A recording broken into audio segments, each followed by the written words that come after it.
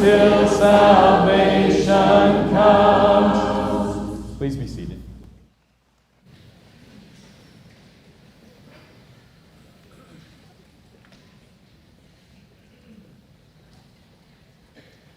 Good morning. It is good to be here. It's good to see people here. This is long overdue. I've gone to a lot of graduations, and we've had a lot of these graduation services here at church. And not having it was horrible last year. I mean, it really was. I made trips around to the graduates' houses and dropped off goodie bags, but not having a graduation and not having those services and not having that time together. And, you know, it was hard. I remember going to a lot of graduations where the graduation's over and it takes forever and you think you get to go home and you don't because they got to take 100 pictures of everybody and anybody that came to graduation. I've taken pictures with people, grandparents of kids that graduated I didn't even know. I mean, I have taken pictures, and to not have those moments, man, they were stolen. It was weird. At first I thought, hey, this will be a nice break. I don't have to go to a graduation this year. And it was just like weird and hard. It's just sad not to have those moments. In going to a lot of graduations, you hear a lot of graduation speeches, and I have learned to love graduation speeches. You hear so much personality from young people at graduation speeches. I've heard the funny, I've heard the sad, I've heard heartwarming, I've heard funny, I've heard inspiring, and I've heard funny. It is always awesome, though, when you realize that is a teenager up there giving their thoughts to hundreds of people. And oftentimes, what they're saying is huge to them. Like I said, I've been to a lot of graduations, and over the years, what I'm speaking about this morning really comes from those graduations, because when you go to that many graduations, you often hear kind of the same points made, and they're valid. It's not like they're repetitive. So what I wanted to do is I kind of turned some of those points into a sermon, because I think they're crazy valid, not just because of the timing, but because truly they're very spiritual.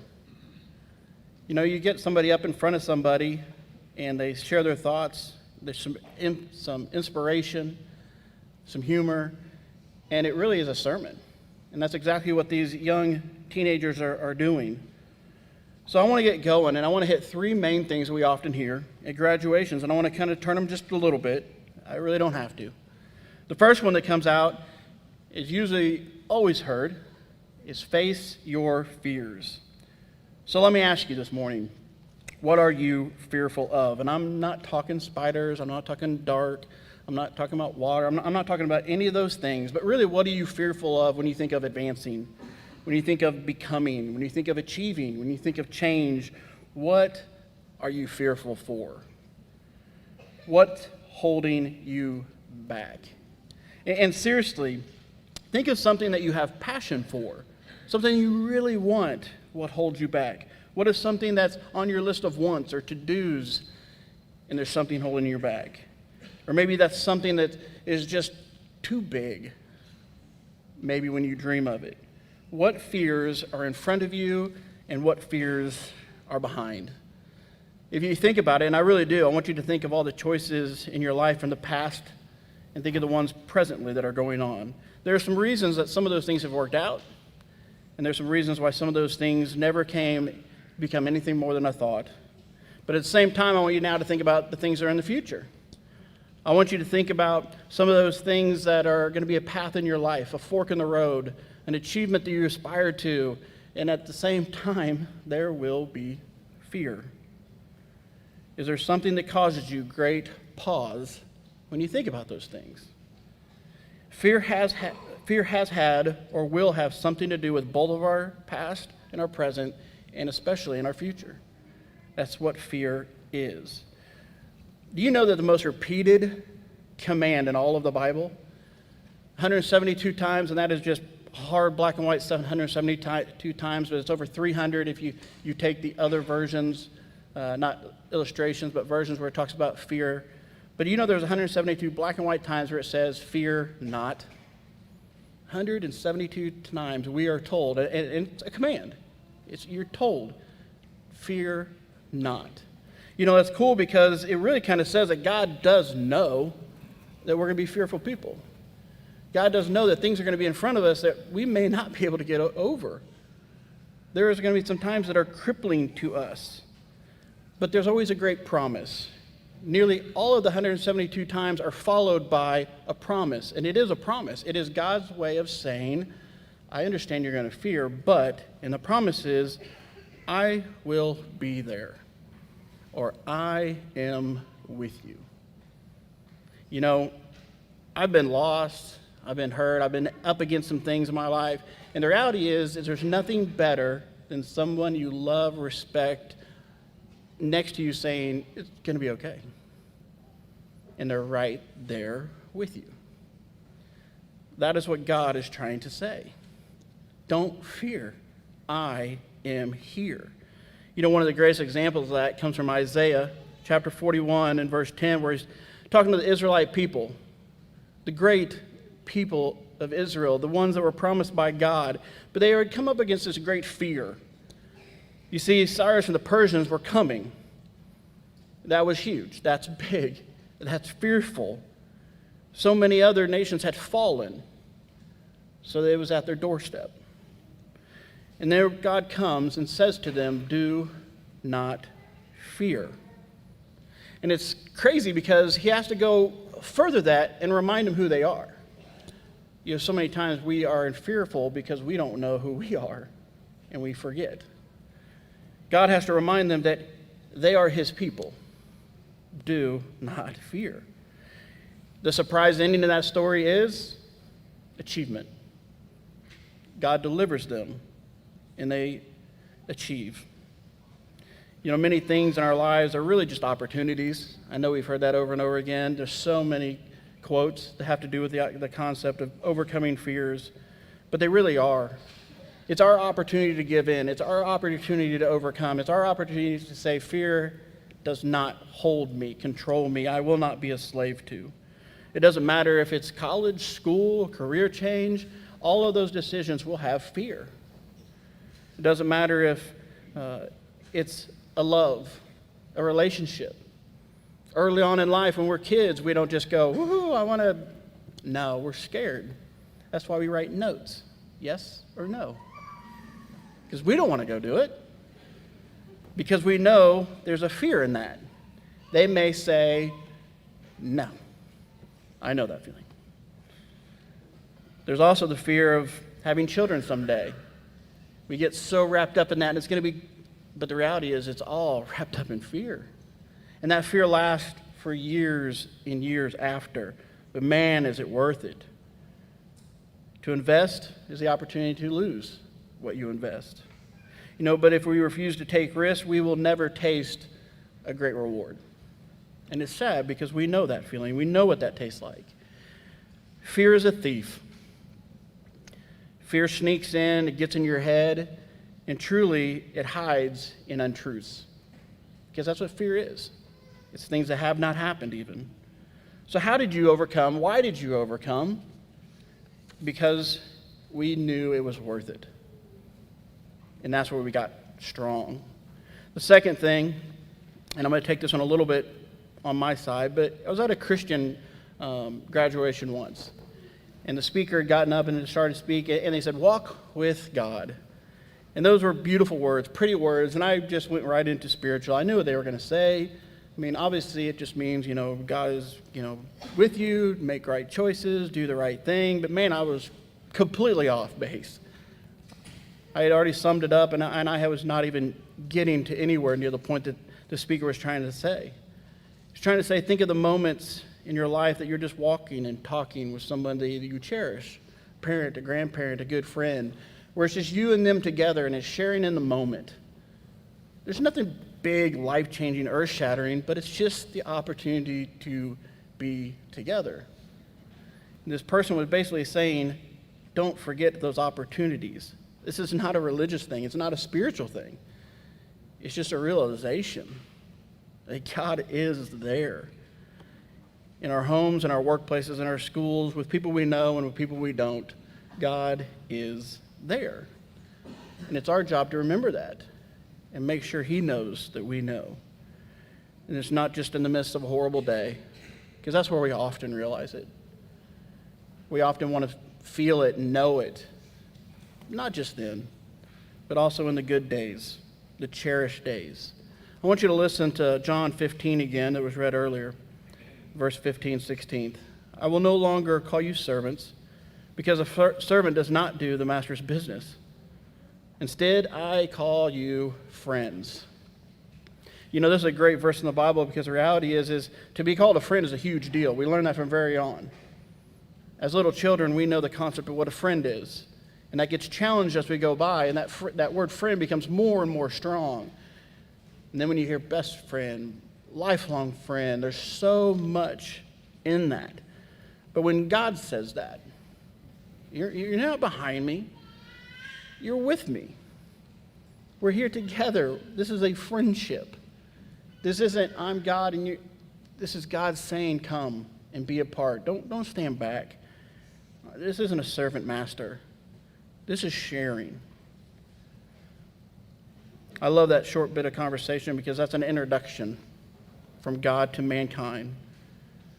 God calls us friends. He calls us together. He calls us to join him in life. The last one, and I guarantee you've heard this, and if you haven't, you have not been to a graduation, because this is one of the ones that is always, in some way, shape, or form, is going to be repeated, and you're going to hear it, is treasure every moment. Some of you guys will be able to go to graduations for the first time in the last few years, and I guarantee you're going to watch it and you're like, nailed it, got it. Because somebody's going to say, treasure every moment. This year, like none other, I guarantee you, I get it. Coming out of COVID, but also because this year I'm a father of a graduate.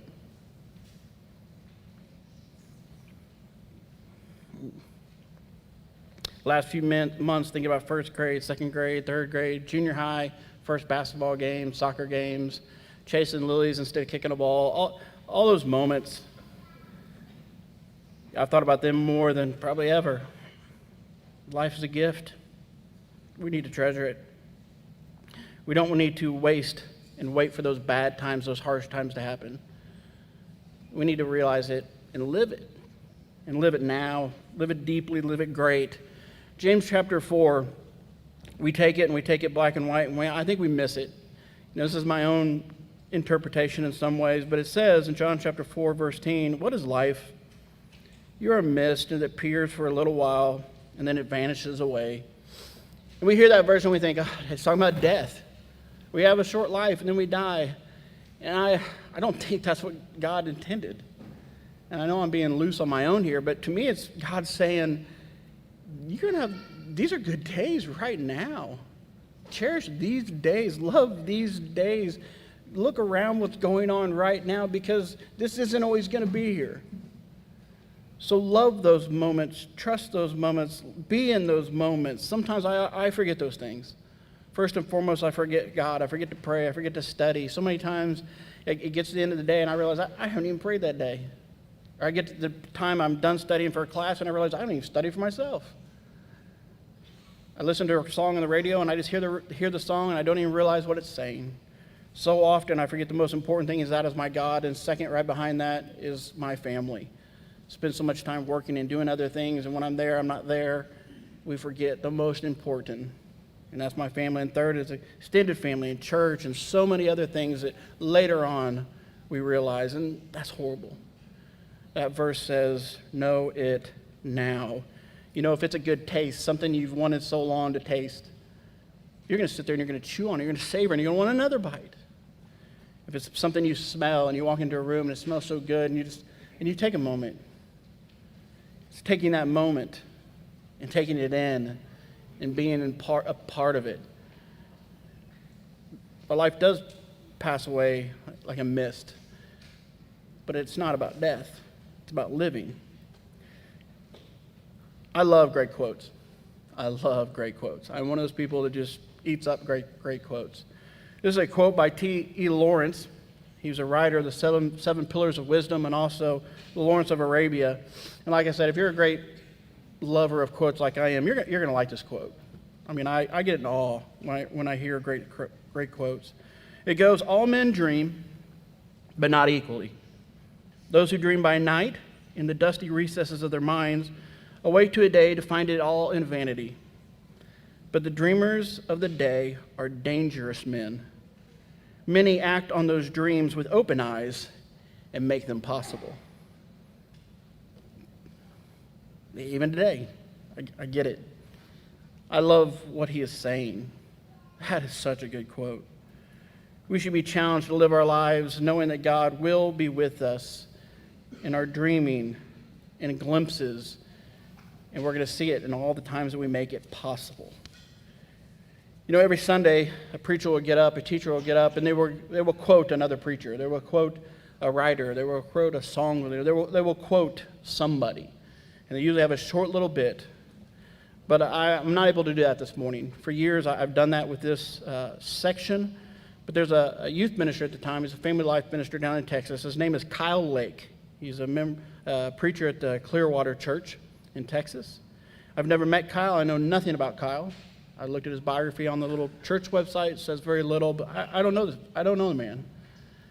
But I listened to his sermon, and then went back years later and kind of wrote down what I heard. And I always try to tell people it and give you a little bit of it. And I realized a few years ago, and especially this year, I can't do that. I can't give this value like he can give it. So bear with me, but I want you to listen to this section of his sermon. Live and live well. Breathe. Breathe in. Breathe deeply. Be present. Do not be past. Do not be future. Be now. On a crystal clear day, breezy 70 degrees, roll down the windows and feel. Feel the wind against your skin. Feel the warmth of the sun. If you run, then allow those first few breaths to cool and freeze your lungs. Do not just be alarmed, be alive. Get knee-deep in a novel and lose track of time. If you bike, pedal hard. And if you crash, crash well. Feel the satisfaction of a job well done, a paper well written, a project thoroughly completed, a play well performed. If you must wipe the snot from your 3-year-old's nose, don't be disgusted if the Kleenex does not catch it all, because soon they'll be big enough to wipe their own nose. If you've recently experienced loss, grieve. Grieve well. At the table, friends and family laugh. If you're eating and laughing at the same time, then you might as well laugh until you ache. And if you eat, then smell. The aromas are not impediments of your day. Steak on the grill, coffee beans freshly ground, cookies in the oven, and taste. Taste every ounce. Taste every ounce of friendship. Taste every ounce of life, because it is most definitely a gift. What can we do for you this morning? What is in front of you? What are you fearful of? What is going on? What can we do? What struggles? What hurts? What pains? What achievements can we be proud with you in? What can we do for you this morning? If you would, come as we stand and sing. My heart, my mind.